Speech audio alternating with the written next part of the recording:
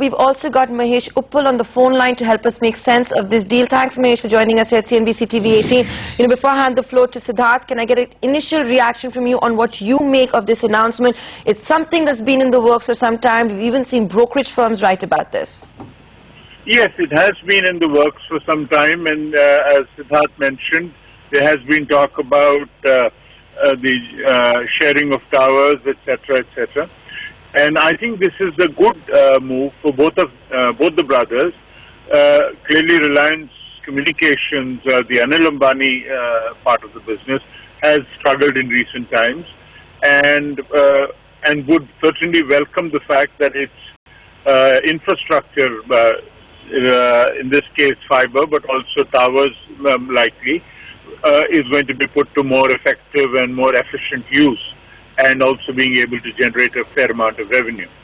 For Reliance Industries, Mukesh's side, it's of course a huge thing as well, because remember, covering the whole country with any kind of narrowband or broadband infrastructure, in this case broadband infrastructure, is no joke. I mean, you really do need a huge amount of infrastructure in place, especially when you're talking about moving large amounts of data from one point to the other, especially the trunk routes or the metro routes, where a lot of this fiber is an extremely important part of that broadband business.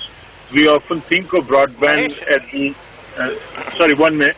We often think of broadband at the wireless end, but there is a huge fiber end, the trunk part, the backbone part, for which Anil's business would be extremely important to Mukesh's. Mahesh, we know that the formal announcement clearly gives specifics about the fiber sharing, alludes to tower sharing at some stage, the terms which perhaps would be finalized and announced in the coming days. But my question to you at this stage is, remember, there is another policy change that is being deliberated upon, is half done, perhaps will possibly receive the stamp of approval very soon, which is to allow the 4G spectrum to also be utilized for voice operations. Once and if that were to come into play, what kind of integrated benefit do you see playing out through this joint network sharing, so to say?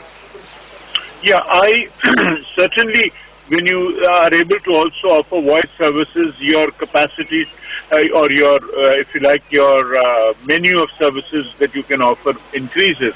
But I would like to point out that Reliance RIL's entry into voice is being made a much bigger deal of than I think it is. Because remember, in the voice business, having subscribers is the big deal. I mean, being able to, having the spectrum or to do so, or the right to offer voice service is certainly important.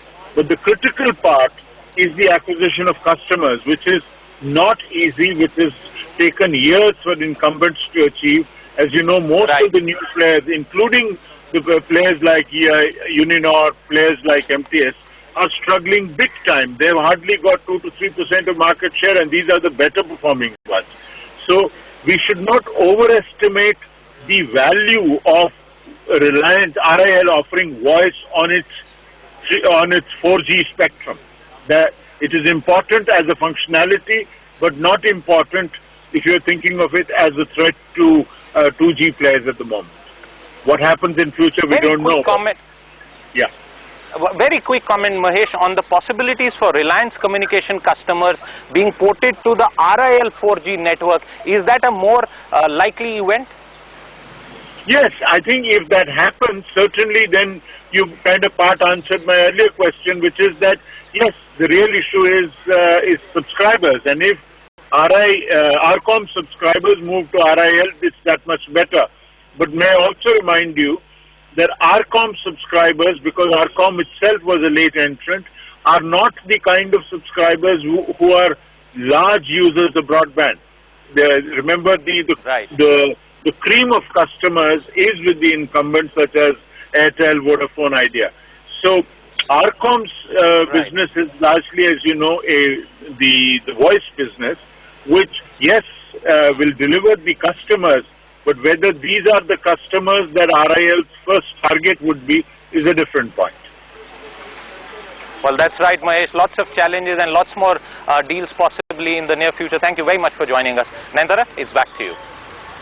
Thanks, Siddharth, for taking us through that interview. And of course, if anybody knows Reliance Communications fiber optic better than the company, it can only be Reliance Industries. Thanks a lot for joining us with those details. Before we